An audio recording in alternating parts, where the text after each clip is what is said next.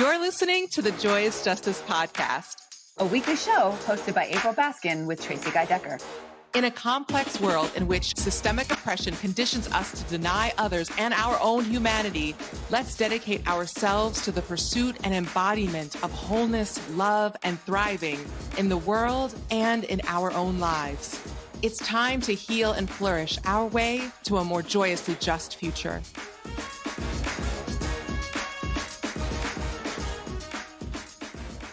Welcome back, friend. I'm so glad you're here, or if you're here for the first time, welcome. I'm Kohenet April Nichole Baskin, and I have many things I want to talk about. In this episode, I want to talk about on-ramps and piloting and the ways we think about pacing and transition, or perhaps more frequently how we don't consider this. And this episode is a call, an invitation to notice places in our lives where we have experienced some spacious, nourishing transition, or maybe not spacious, but just generative and helpful transition, and also had room to pilot and experiment and mess up and try again. Because, on-ramps and pilots, I really love them. Let's dive in. So, 2024 is approaching, a new calendar year. I know, various people have different thoughts about the new year and the lack of value of New Year's resolutions. I am so not into groupthink that is defeated or defeatist and disempowered. As the descendant of multiple peoples who couldn't accept negative circumstances and had to imagine new possibilities and continue to iterate and pilot new strategies. As I've talked about before with Tracy on the podcast, I really love milestone moments, mindful moments, mindfulness bell periods in time, whether it's birthdays, New Year's, the beginning of a month, the beginning of a week, all these different opportunities that in one way you could view as opportunities of stress and pressure, or moments where there's some kind of mindfulness bell or another, whether it's the dropping of the ball for the Gregorian New Year, or eating apples and honey at Rosh Hashanah, or blowing out birthday candles. I love these pattern interrupt moments, these moments that give us an opportunity, should we have the awareness and the interest in taking it, to pause and drop into reflective intention. And so I really like the new year in that way. I don't like cultural dynamics and systemic oppression and the ways that those things get internalized within us. Chronic capitalism and overdrive as it gets internalized within us and our organizations and collective consciousness. But I love to contradict that and live on a different and operate on a different wavelength as much as possible. And in the places where it continues to show up, have immense compassion and continue to do different practices that help me uproot those things and water the seeds and nourish the roots of perspectives that are in service of my highest dreams, of living in deep alignment with nature, with my ancestry, with the things that matter to me. And I see these holidays, places of pause, the new year, as a really great opportunity to do that. Have most of my New Year's resolutions come to the full fruition in the way that I envision them? No, not necessarily, but have multiple New Year's resolutions in different ways helped me to jumpstart different practices that helped me learn new strategies and for several weeks or a few months start to live into a new reality? Hell yeah! You betcha they did. And that has value to me. I'm here for it. You don't have to be, and that's okay. But I want to make a case, wherever you are on the spectrum, for On-ramps.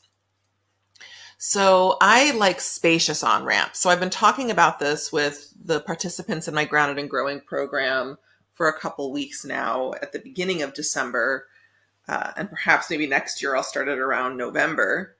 Ooh, so good. To begin thinking about and anticipating the forthcoming new year, not from a place of pressure, but from a place of spaciousness. And it's a couple months away, or now by the time you're listening to this episode, um, if you're listening to it when it comes out, the new year is 2 weeks away. And I have time and space to reflect, to think about what I want, and not necessarily have all the answers, but to continue to chew on them if things aren't clear.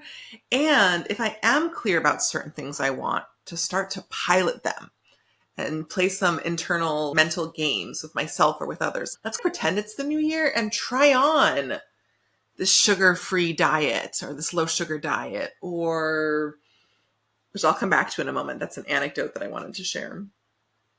Or this weekly planning process. I've started to reinstitute. I was slacking, not doing it. I have it on my calendar, a recurring weekly meeting to do weekly planning. And oh my goodness, this year was tough. The past 2 Jewish years were very hard for me in a lot of ways. The Shemitah year was meaningful, but was rough. And the year after that was incredibly fruitful, and I've profoundly deepened my relationship with the divine beloved, with the creator, with great spirit. And also I reached the limit of my full being's capacity, and it wasn't enough for a few months in this year. And that was hard and dark and difficult. And I took some minor comfort in knowing that if and when I feel like that momentarily or for a period of time, that means that I'm on the precipice of growth, that I have done the best that I could with all of the knowledge and understanding I have, because I'm intense and really into life and super dedicated like that. I know not everybody's that way. And my desires, my life, certain circumstances needed more of me in particular ways, and it exceeded my capacity. And so when I feel that tension, it's quite painful and scary and lonely. It was rough. It was rough. So I forget exactly where I was going, hashtag ADHD, but where it's guiding me now is to say, so all the more special is it that, that's what I was saying, that I'm on the other side of a lot of learning, that I was given opportunities that did align with my ultimate goals, but didn't align with what my brain and my being was ready for at that moment. But I've grown into it, and I'm now in a much stronger place where I really was given a lot of opportunities to deepen my relationship with trust in the divine. And even if I was navigating circumstances that for me were extremely hard for me, and I stayed with it, and I continued my different practices. And I also, in a number of ways, noticed that some of those things in the moment wasn't serving me, and I let go and I floated. It's like a whole separate episode. And I began to kind of float.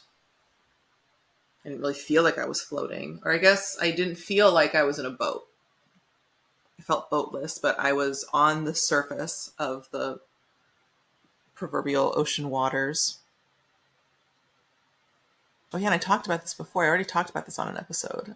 Oh, and it was so hard. I could start crying remembering the pain of that. And there was very little wind in my life. And all I could really do was float. And from my perspective, and my thinking about this may continue to evolve, but my understanding of that now on the other side of it, really glad to be on the other side of it is that part of that was deeply by design. I was put into a position, I felt like my guides and my divine spiritual entourage, Hashem. I have various words I use for the divine Shekhinah, the great source of all life and love, and the different manifestation that divinity comes in the form of various other members of my spiritual entourage, ancestors, angels, guides, others.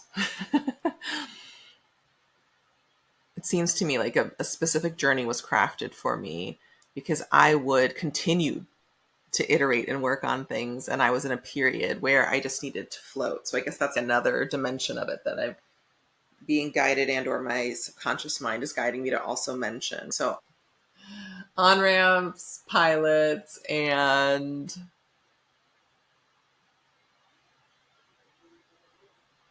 floating and shift happening that's not from our direct efforting, but that comes from an attunement that can come when we release and allow spirit to move and work within us, and other parts of our being to move within us that isn't necessarily part of our conscious or waking consciousness. And that energy, that experience really wanted to happen through me over this past year. And I'm on the other side of a lot of it, which doesn't mean it might not happen again, and or that it stopped. It's still ongoing, but it's not as significant as it was, which is why I'm able to come back on and record more podcasts, because all of that was very hard for me to access during those months. And conveniently, there were some, but not many demands on my time anyway. So it was like I was really being guided to just face certain fears that were guiding me in ways so that I could dissolve some of it and not have that even subtly in the background running.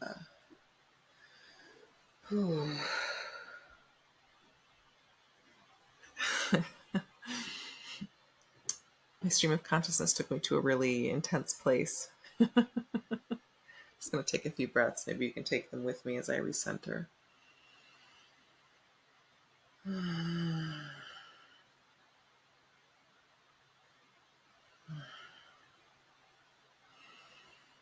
So New Year's.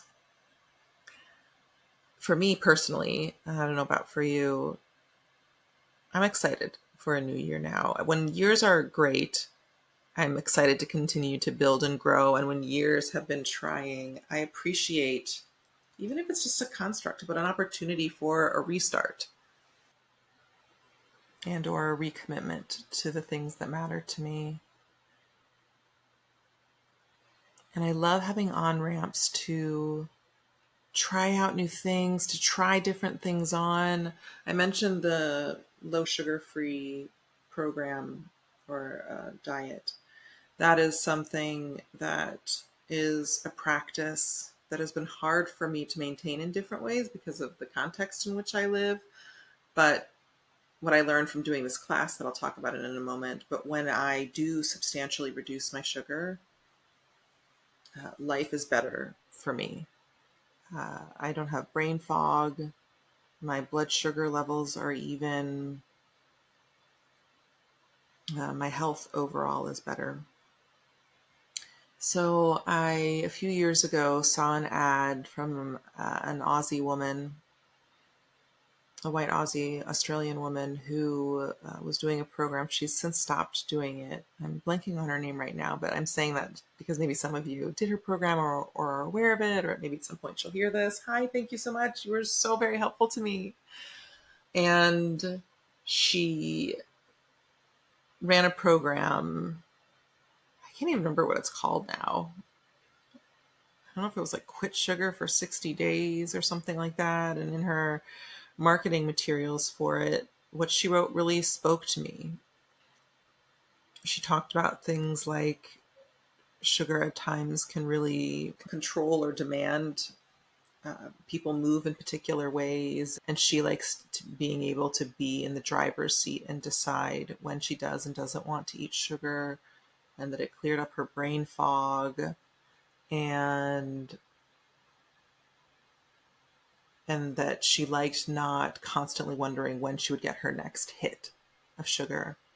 And I think she said other things. I can't remember it now. It was almost 10 years ago. And that just really spoke to me. I remembered when I was a little kid, and at times when I would eat lots of chocolate, or which is fine, at times it's fine, but I don't know, it resonated with me. Or throughout my younger professional years, often in the afternoon, I would crave sugar.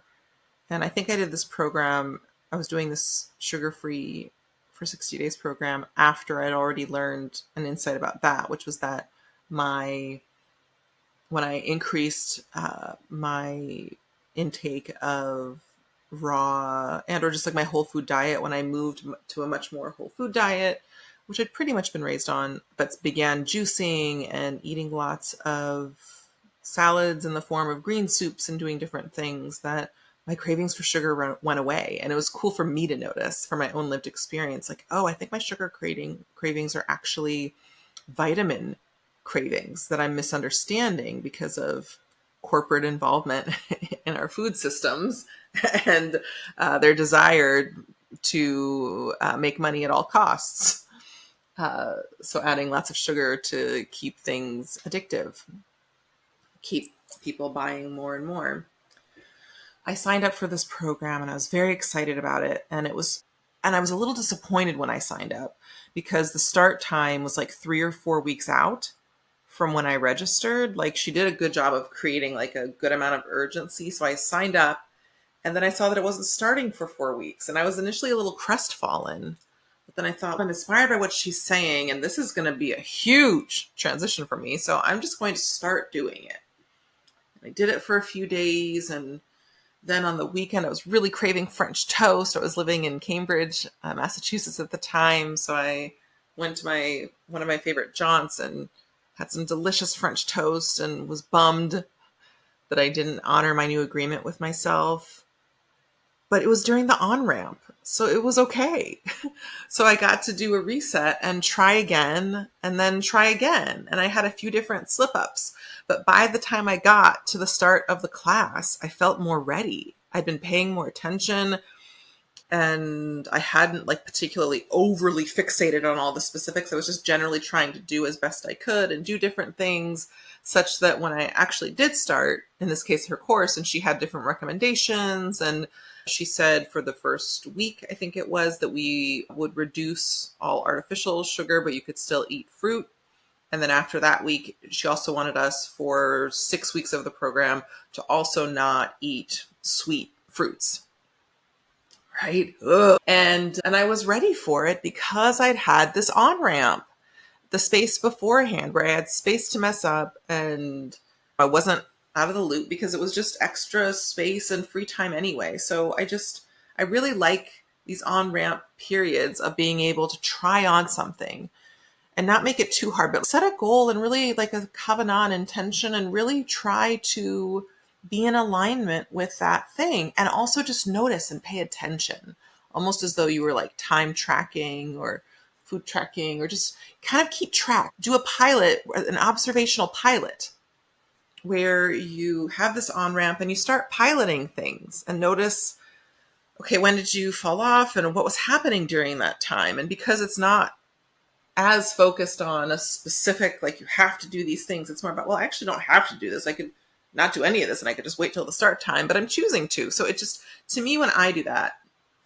and I'd be happy to hear from you at some point if you have other things that are kind of like this, but it takes a different form for you, because what I'm talking about here, it has a little bit of principle, but a lot of just practice, right? For me, there's some principle or some enduring insights about the value of piloting and the value of transitions and transitional on-ramps that are incremental and help us build up to where we want to be, right? So I guess that's another way of thinking about it, right? If there's a gap of what we want to do, if we have a goal of something that we want to achieve or start working toward, I think often people don't account for the fact that they need an on-ramp just to get on the path, on the right road toward that goal. Like they're on a different road. They need, like the metaphor of a highway on-ramp.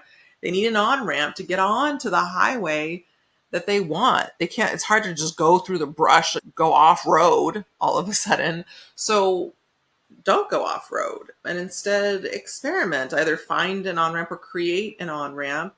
And one of the things I like to do during that time is to pilot, right? Which on ramp do I want? What's feeling good? What doesn't feel good? How can I identify, as I move toward this, the path of greatest ease? Or if I'm really going for something that's a little bit difficult, how can I water seeds that deeply affirm various values and or attributes that I have within me that I maybe have or haven't been paying attention to, but by cultivating my awareness in those, it helps to bring my strengths appreciatively to the forefront so that I can leverage them and begin to move in the direction that I want, right? And are there other ways that I could take some time to look for helpful resources, which at times people do in the form of programs, and that can be really great, but it's worthwhile to take some time in the time that you will be taking in the future to actually do that thing, to almost intellectually or spiritually luxuriate and do some exploring and take some time with different materials and then try it on and move out of the fear of, am I going to be able to do it or not? But let's see, let's try it. And if it doesn't work, rather than shaming ourselves, this is a huge part. Notice, this isn't working for me in this moment. Or perhaps, or are there ways that I can tweak it first and reflect and figure out how I can rejigger it to get it to work for me? Or perhaps actually this isn't speaking to my needs right now because I'm not able, there's not enough of an on-ramp with this resource or this tool or this book, or it's not interesting enough to help me bridge that difference, to help me scale up to the level that I want to be, right? I just love this so much. There's so much to talk about here around. I'm really into identifying the path of greatest ease, especially for bigger things that we want. Often we've been conditioned to take the harder route. But I like to set our aspirations to the highest levels that we can, and then leverage what's around us. Leverage deep appreciative practices. Leverage things that we might not be appreciating or we might take for granted or might annoy us a little bit. But if we leveraged that thing that we can do that has some ease involved for us, it's not a permanent thing, but that can help us move to the next place, right? And that's, I'm getting so excited. And that's a whole other thing, just about the path of greatest ease. I should just dedicate a whole episode and class. I could do like a whole mini class on that. Would you like that? If you'd like that, write that in the comments if you're watching the YouTube video, or send me a message at info@joyousjustice. Anyway, so on ramps. So I really love the idea and love when I can do on ramps. And I want to invite myself and my consciousness and my spirit guides. I just want to put this out into the ether, because I love when I find myself doing an on-ramp, like, oh yes, and adding in some piloting into that on-ramping of trying on things and seeing how it feels and seeing what I like and seeing things that I kind of like, but I don't exactly like, and how can I tweak it, or how can I self-coach myself? How can I manage my mind? How can I make friends with my mind about it? How can I do some emotional processing to identify what's at the root, what's old that's coming up, and what's old emotion that I need to process to clear the path. And perhaps in doing all of that, I may find actually the very nature of what I'm going for, I actually need to shift the goal entirely. And how great to realize that days and or weeks before we start in this effort. And just the whole setup of the effort in general around New Year's and also other things is, I gotta get it right. And just stop that like Christian hegemonized concept of these binary concepts of good, bad, of success, failure. Like, it's so not life. It's just not even, I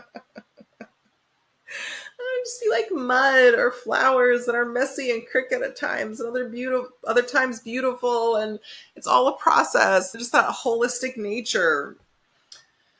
Yeah. So I would like to personally find more times. Oh, and that was another thing I was going to say. If you're like, the thing that you want to do, there's no way you can really on-ramp it or pilot it in the next 2 weeks. I would invite you to reconsider that and breathe into that and try to look at that from other angles. And perhaps like you have this really big goal and perhaps you could just micro on ramp it, which may actually be all you need to start to move your way into it and ease your way into moving intentionally toward that which you desire and being in greater alignment with what you want, an embodiment and deeper embodiment of it. Oh, yes. And so that reminded me too.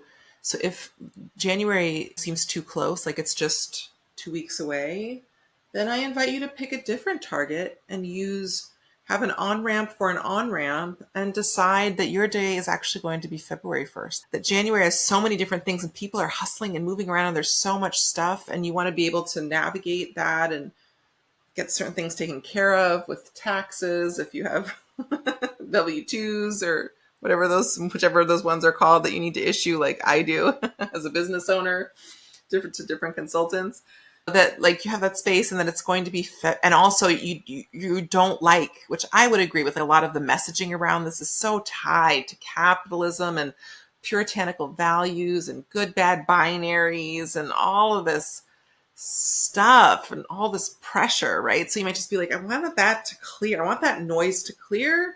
And I want this to be on my terms. So actually my day is going to be February.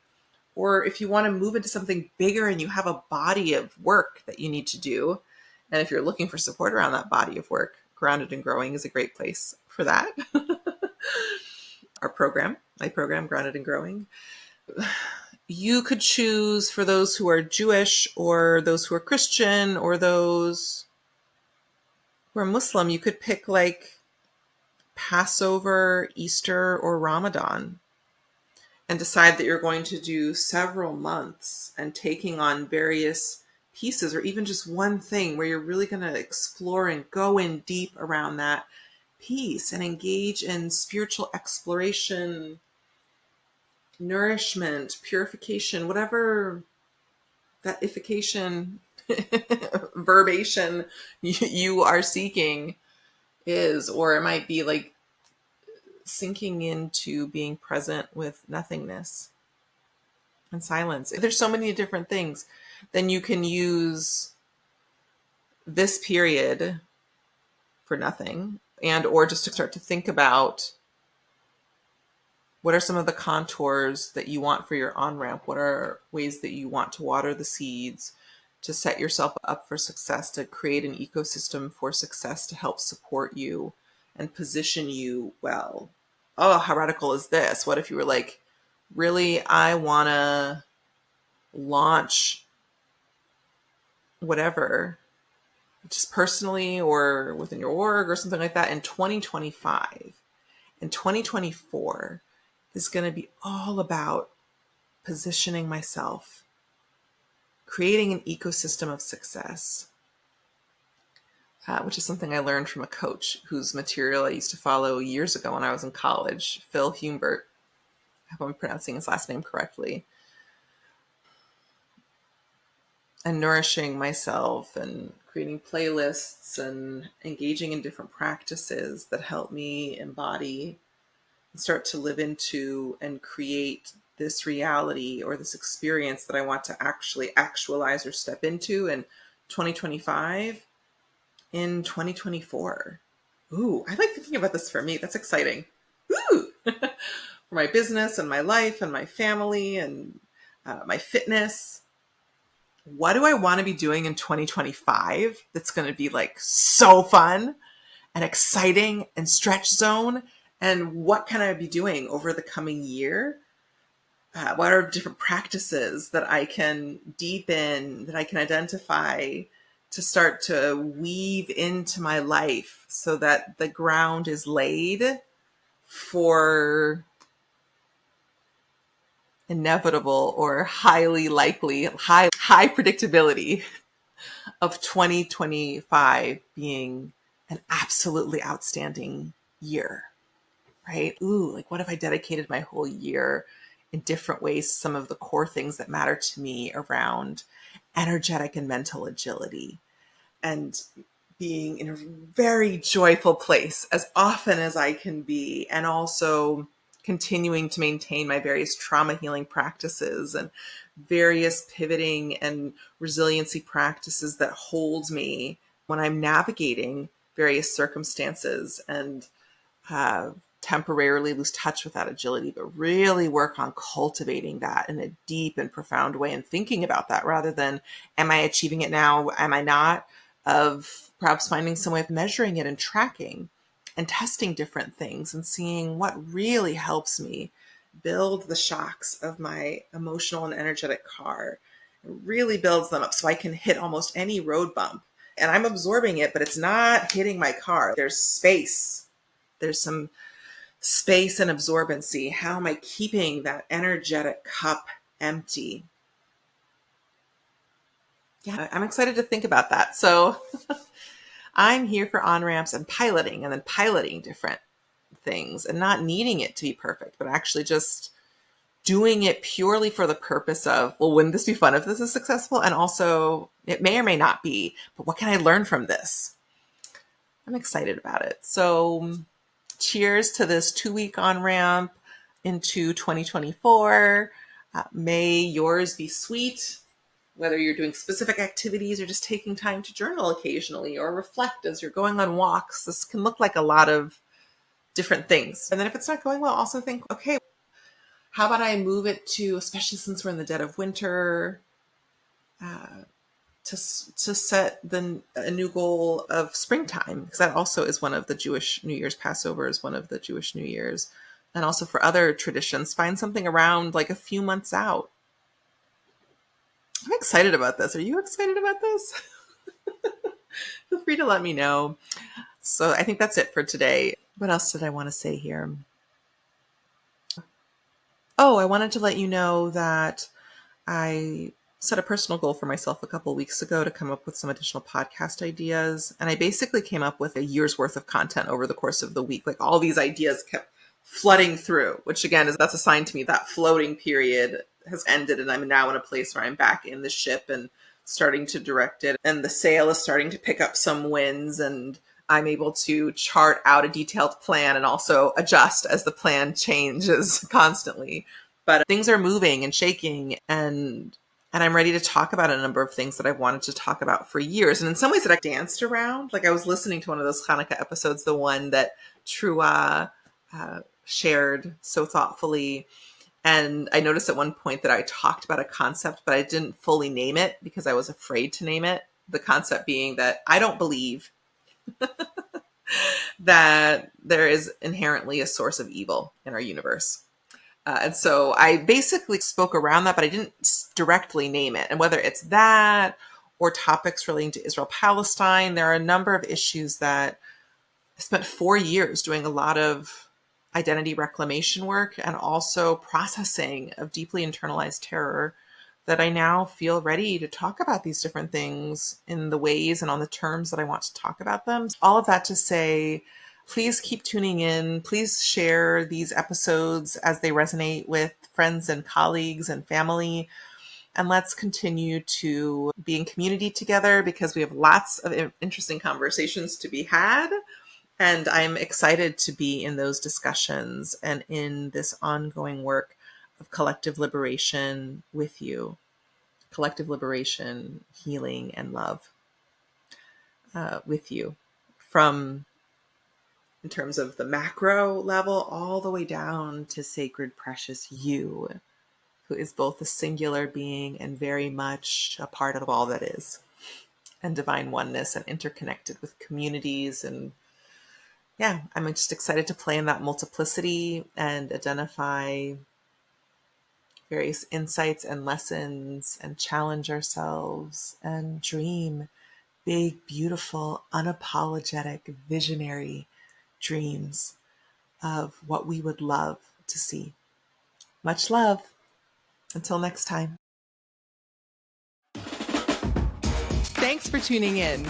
To learn more about Joyous Justice LLC, our team, and how you can get involved with our community, check out the info in our show notes or find us at joyousjustice.com. If you enjoyed this episode, show us some love. Subscribe wherever you're listening. Tell your people. Share what you're learning and how your leadership is evolving. Stay humble, but not too humble, and keep going. because the future is ours to co-create.